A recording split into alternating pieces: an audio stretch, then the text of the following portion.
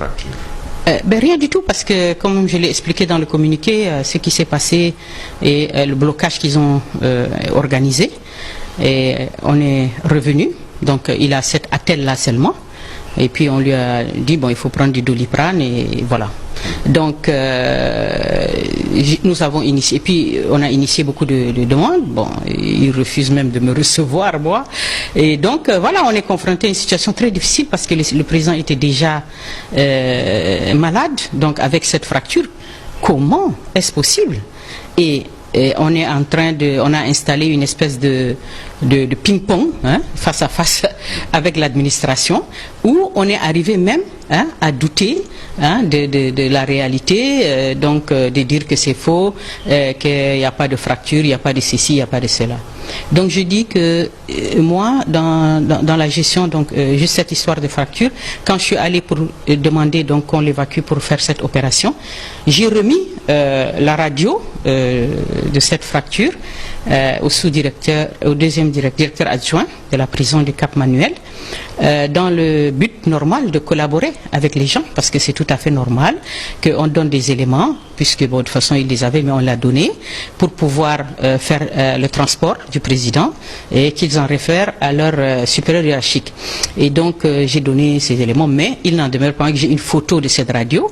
J'ai aussi le bulletin d'admission à la clinique clinique de la Madeleine. J'ai mon reçu de paiement des soins, hein, de ça, de la radio, de la consultation. Donc ça, c'est tout à fait incontestable. Au-delà de tout ça, je voudrais dire que l'administration pénitentiaire, je n'ai absolument rien contre elle. Au contraire, ça fait 6 années que je travaille quotidiennement. Donc j'ai eu à connaître, depuis ces 6 années, 6 directeurs. 6 directeurs. Et on a géré cette affaire, Habré, les conditions de sa détention.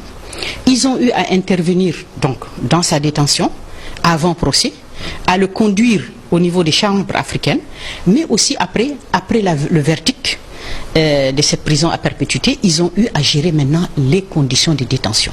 Mais dans ces conditions de détention, mais qu'est-ce qu'on leur a mis? On a mis à leur disposition. Mais ils n'ont rien. Il n'y a rien du tout.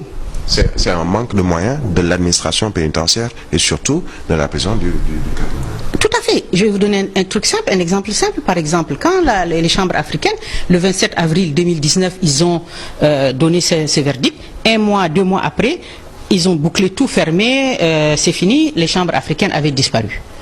Quelle a été la situation au niveau du Cap-Manuel? Automatiquement, ils leur ont dit, bon, on vous a donné 2 véhicules L200 pour transporter le président, pour faire les va-et-vient pour le procès. Vous pouvez le garder parce que bon, il en a besoin aussi, vous allez circuler avec pour l'amener chez les soins et tout. Mais il n'y a plus de dotation de carburant et il n'y a plus d'assurance. Vous avez vu? Donc, c'est ça la situation de l'administration pénitentiaire par rapport à l'affaire Habré.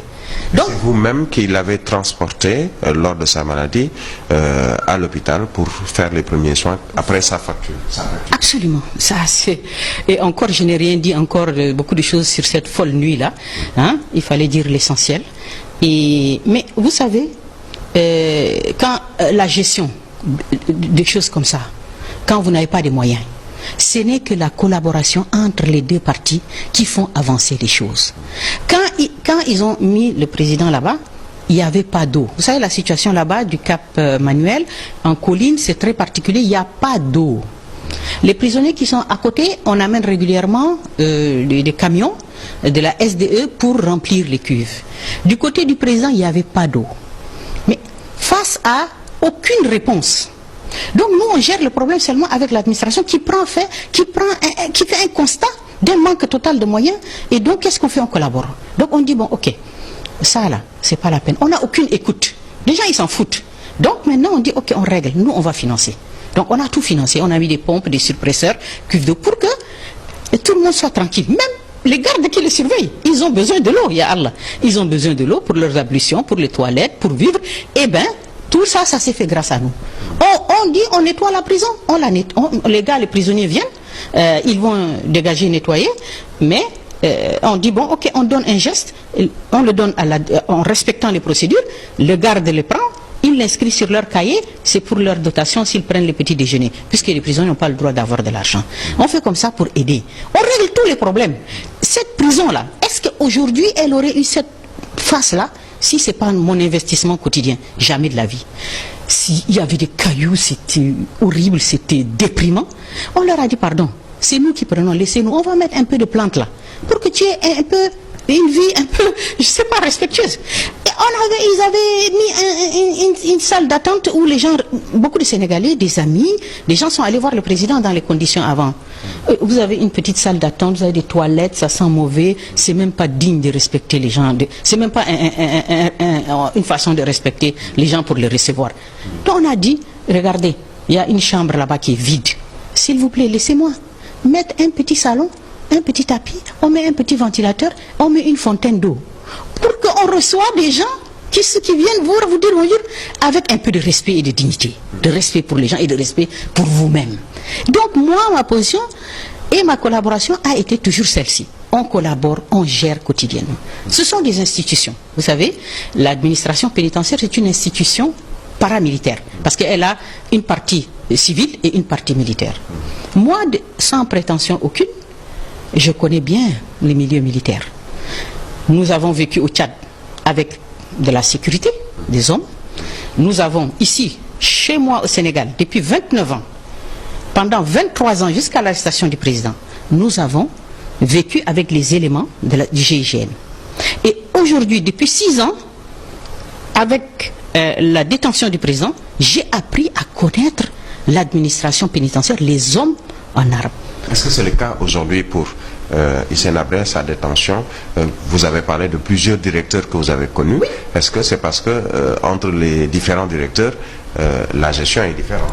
Absolument. Et je dis, c'est pour ça que je dis, et je fais intervenir l'élément homme. Et un inspecteur et un médecin le jour justement de cet accident pour voir un peu si le président... Non, c'est pas le jour de l'accident. C'était quand on avait parlé de la maladie. Voilà. Mais c'est des gens, on les a pas vus depuis 5 ans. Et ils sont venus simplement dire, bon, il y a les médias là qui disent que vous êtes gravement malade là, et on est venu pour voir. C'est tout. Donc moi je dis, au-delà de tout ça, moi je veux pas perdre de temps. Parce que je sais qu'il y a une situation difficile. Très bien. Maintenant, si eux, ils disent que Mme Habré ment, comme je l'ai vu sur l'ERAL. C'est simple. Je dis, nos avocats sont prêts.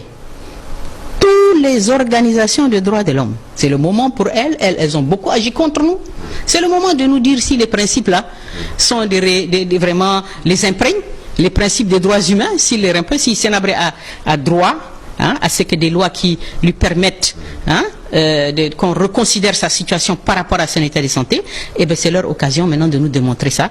Ils n'ont qu'à aller au Cap et qu'on nous montre ce Hissène Habré bien portant là. Il n'a qu'à nous le montrer demain. On sera là tous et la vérité sera là claire. Et si on dit, on prend et on amène Hissène Habré. J'ai donné la radio, comme je l'ai dit, dans le cadre de la collaboration et du respect de leur travail et de leur procédure, comme je l'ai toujours fait. D'accord? Vous savez, quand je parlais d'interférence, je vais vous dire, pendant les chambres africaines, Bakefal disait, attention, Mme Habré, elle est dangereuse, il faut la serrer. Donc, je connais les militaires, je sais très bien. Donc, ils disent, voilà, il faut la serrer. La serrer, c'est quoi? C'est-à-dire qu'on a des provocations, des machins, on laisse, on gère. Est-ce que le président Hissène Habré dérange finalement? Attendez, je crois que c'est au-delà de tout ça. C'est plus que dérange. Et ce qui est inquiétant, c'est que vraiment, on a aujourd'hui quelque chose de dangereux. Quelque chose de très très dangereux. Et comme je l'ai dit, l'administration pénitentiaire là, ça... je ne me sens pas concerné dans ce face-à-face parce que moi, je suis avec eux sans moi, ils ne peuvent pas rien faire. La situation se serait détériorée depuis longtemps. Et moi, ma principale motivation, c'est qu'on a eu à faire une affaire lourde qui pèse sur nos vies, cette détention à vie. C'est quelque chose d'horrible. Et on collabore pour gérer quotidiennement des problèmes, pour alléger le poids de la détention sur le président. Ok. Et donc je dis, c'est simple. Madame Habré, moi, bismillah, demain, rendez-vous au Cap. Donc le rendez-vous c'est ce lundi pour justement prouver la véracité de ces propos. Je leur dis ça. C'est une alerte lancée à l'État, aux chambres africaines de manière générale. Les chambres africaines, ils ont fait le sale boulot, elles ont disparu, n'existent plus. l'État du Sénégal. C'est lui qui a organisé le procès et c'est lui qui a condamné le président. Et c'est lui, et les administrations pénitentiaires sont simplement un démembrement, ils sont simplement dans cette chaîne de responsabilité, ils gèrent la détention du président sans aucun moyen. Et comme je dis, des institutions, eh ben, elles changent quand vous avez des individus qui sont là à leur tête et qui sont perméables à des influences politiques. On est arrivé à l'heure de vérité, comme je dis, à lundi, demain, et on verra. Merci. Merci beaucoup, Madame Abré. Merci. Merci.